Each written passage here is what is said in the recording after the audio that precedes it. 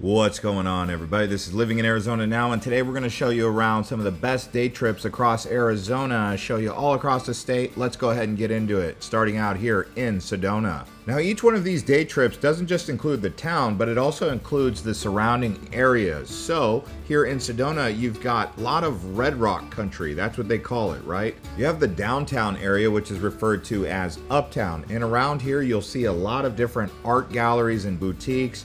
Really a nice place to walk around, grab a bite to eat, soak up some of that Sedona sun. Consider taking one of those pink Jeep tours, as you'll see those cruising all around Sedona here.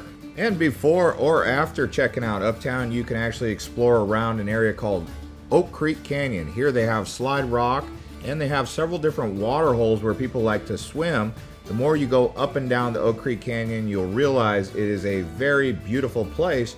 It does get crowded on the weekends and holidays, so I would recommend trying to avoid Oak Creek Canyon during that time frame. But if you can get up here during the weekdays, really a beautiful, quiet, harmonious place to be.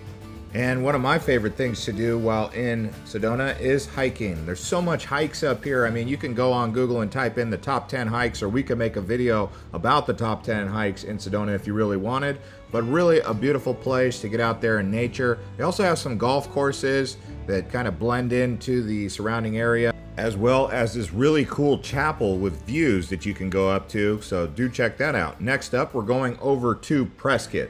Now, Prescott is considered one of the most up-and-coming areas, but they have the Prescott National Forest around here that really makes it stand out. So if you get a chance to go up here, check out the lakes and the forest, do some camping. They also have Potato Patch, which is a nice area to relax in a cabin.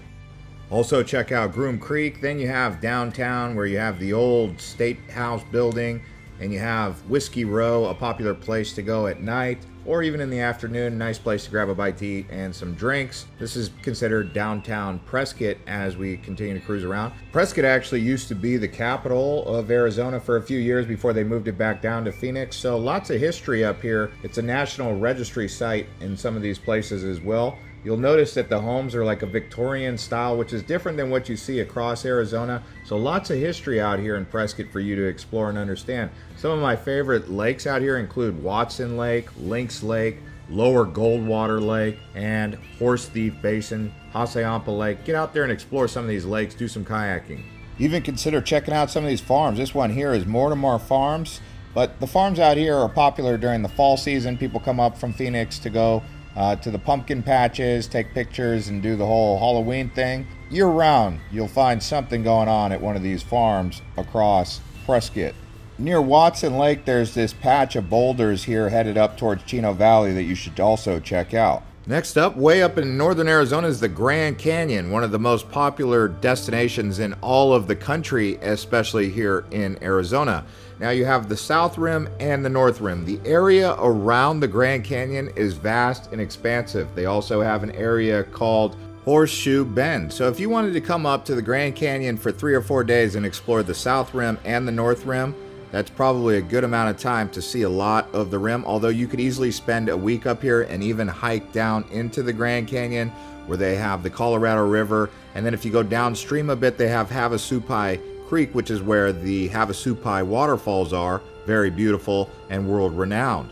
But if you stay up top, up here, you get great views going all around. You can camp in the North Rim at the Kaibab National Forest. There is also camping on the South Rim, so wherever you go around the Grand Canyon, you can find lodging. But if you just want to do a day trip from Phoenix, it takes about 3 hours to get to the Grand Canyon, so 6 hours of driving round trip. You could easily walk around the Grand Canyon for 6 hours also and hang out up here, so easily a day trip. There's also some really cool museums and exhibits, art galleries up here that you can check out. They have these old rock structures, symbolize desert Southwest or American Southwest lifestyle with the Native Americans out here.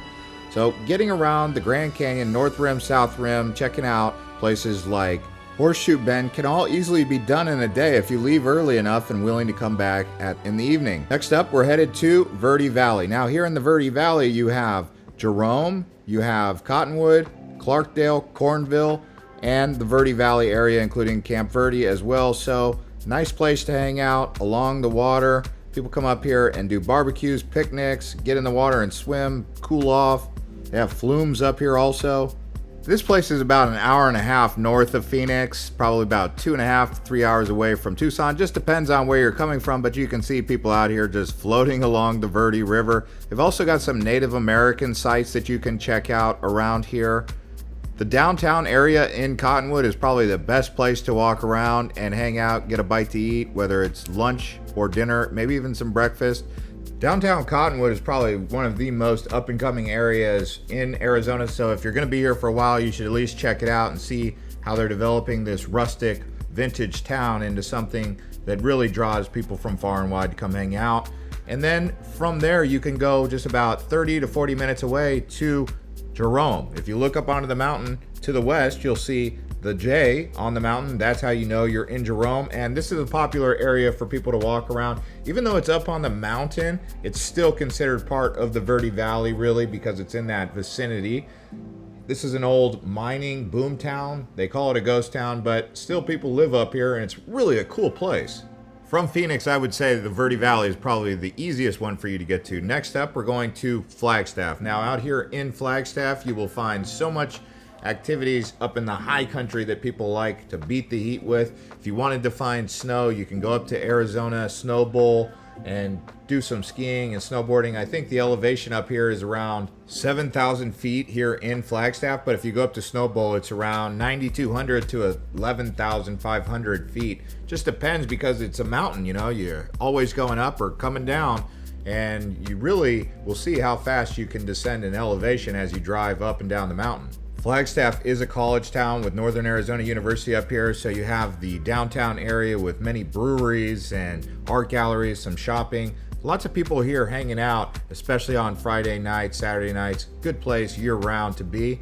Then they have places like Sunset Crater, which is an old volcanic lava field that you can walk around, and they have some Native American sites that are very interesting here. This one here is called Wupatki. Then they also have Walnut Canyon. You can go down there and explore some of the cliff dwellings, but you can see just how amazing it is. I consider this to be the Arizona Machu Picchu, right next to San Francisco Peak. Some call it Mount Humphreys.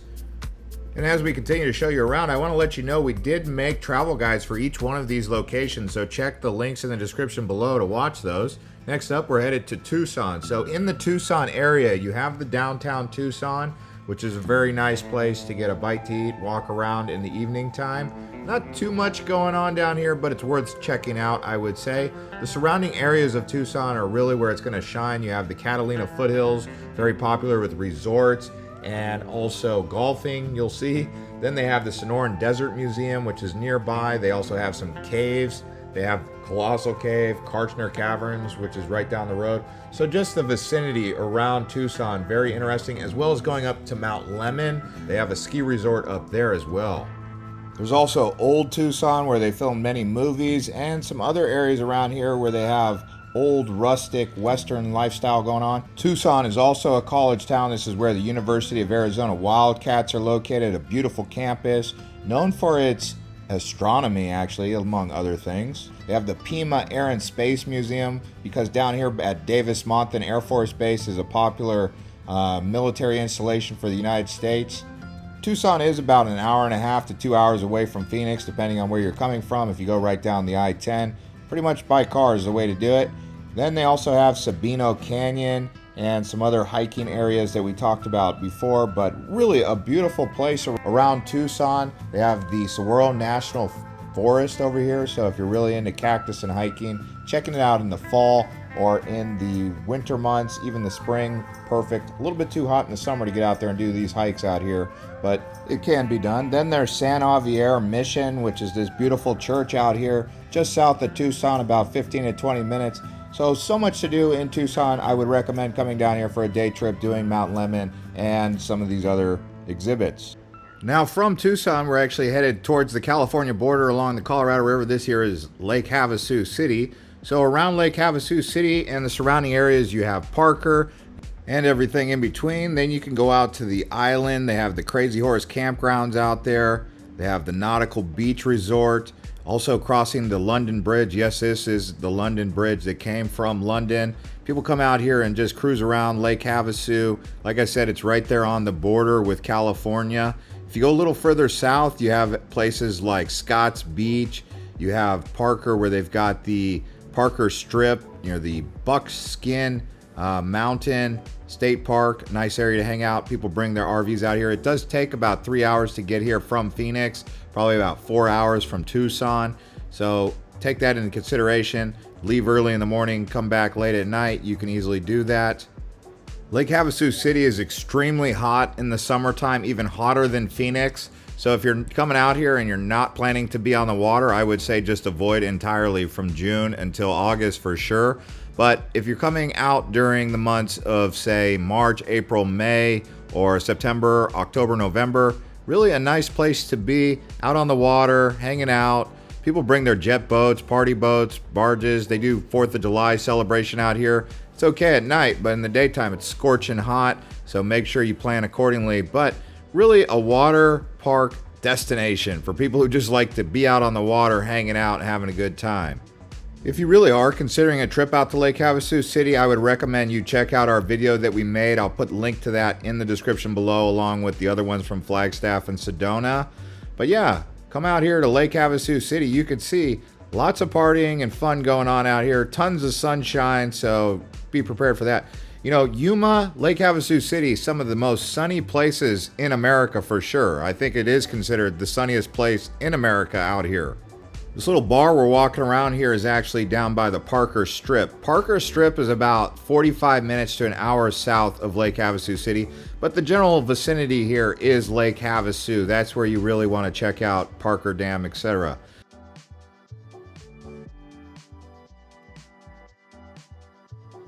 Next up, we're going to head down south this time. This is towards Bisbee. Now, around Bisbee, you also have Tombstone, if you wanted to include that, but Bisbee's an old historical town, definitely worth checking out. And as with many of these old Arizona towns, you'll see the big B up on the mountain. That's how you'll know you're in Bisbee. While here, you can check out the Copper Queen Mine, the Lavender Pit, which are big, huge mines in the ground. Back in the 1920s, Bisbee was the place to be. They even had a baseball team that was about to be in the major leagues. So Bisbee at one point was a huge economic place to be, but has since slowed down. Nowadays, it's just an old rustic town. You walk around the old town. Really a cool place to chill, get a bite to eat, walk around, do a little shopping, maybe a hike, check out the Copper Queen Mine, like I said, and then head out into the mountains and do some exploring out there, because they say they've got some of the best weather around the world right here in Bisbee. It's at a 5,000 feet elevation. To get down here from Phoenix takes about 4 hours. So probably adding Tombstone to the list would be a good idea along the way. Bisbee is also considered far southern Arizona. So if you head towards South Bisbee, you'll come right up next to the Mexican border there. You can also take the road down south around the mountain. You'll head towards Hereford. They've got Miracle Valley on Highway 92. So just exploring around Bisbee, really a fun place. Next up, we're headed north to Petrified Forest. Now this is an old ancient sea, and you'll see these old trees that have since been petrified, or at least that's what the scientists tell us, right?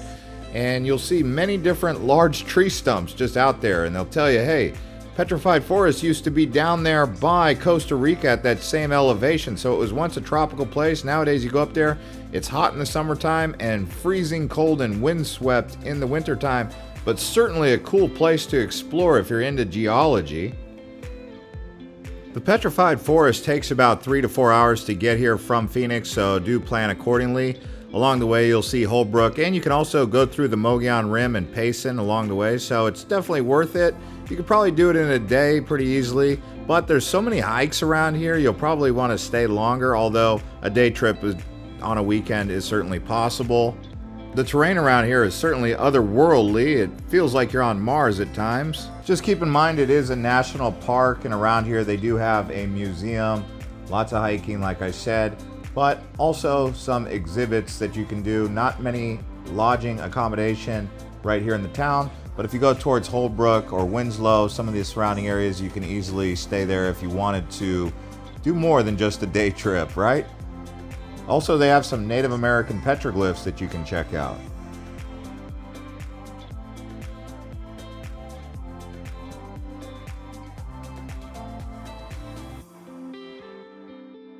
Next up, we're actually going to head back towards northeastern Arizona. This is the White Mountains. Out here you have the Apache Sitgreaves National Forest. You have Show Low, Pine Top Lakeside. That's what you're going to get up here. They have some lakes. They also have another ski area up on Mount Baldy, which is called Sunrise. So several different ski areas across Arizona for you guys to check out. This one for a day trip is a bit further away, so it takes about 4.5 hours to get here. You can also check out Greer while you're up in the White Mountains, but the White Mountains are a nice escape from that Phoenix heat. When it's 110 down in Phoenix, it might just be 90 degrees or 85 degrees up here and cool nights. This here is a look at Greer. I highly recommend checking out Greer while you're up here. And again, they're going to have some Native American sites worth looking at as well. Most of the land around here is off limits, so it is Native American reservation, so keep that in mind as you're going in between towns. So you can't really go off-roading too much unless it's not Native American land. Elevation up here can range anywhere between 5,000 to 6,000 all the way up to 8,500 feet elevation. So this is definitely high country. Cold, cold, cold winters and very mild, beautiful summers. Spring is shoulder season, very nice. Also fall, you can get those fall colors here.